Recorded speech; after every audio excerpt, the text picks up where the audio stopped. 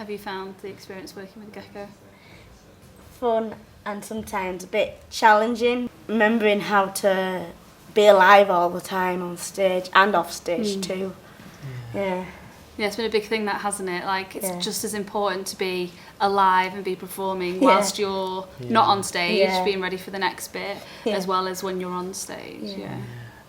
I think working with Gecko, it's made me feel like that we're bringing the story to life, and also bringing the story that we've chatted about that comes to life. So it's like our personal story coming to life for the show. True. Yeah, I think a lot of the collaboration and working together is kind of using sort of the way we tell stories and kind of using real experience and then kind of putting that into a Gecko method, I suppose.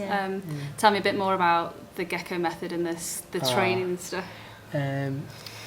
We do use a lot of our knees, make sure that our knees are bent, and also using a lot of props to bring in the movements and the breath, and also eye contact. That's very important. Very good. Making sure that we're connected with each other and that we feel the emotion and how we work together as a team. And make sure the props are always alive, even if you're just holding the table, you're holding it and you're making it look like you're minor and the table's major, so you're making the table look like it's alive. So there's moments where you're performing and telling story, but then there's moments where you're having to not perform very much so that the object can perform. That's not something we're really used to, is it? Then what's the idea when you're on stage? You don't have lines or text. What is your kind of theme or your main thinking throughout a piece? Is it to perform it exactly how it is? What's so special about Gecko that when you're on stage? It's always revolving and changing, and we can use more body and breath and muttering, which is like, it's okay, it's okay. So your bodies become the script, don't they? Not just our words. And I think the sound and lighting's been a big difference to what we're used to, isn't it?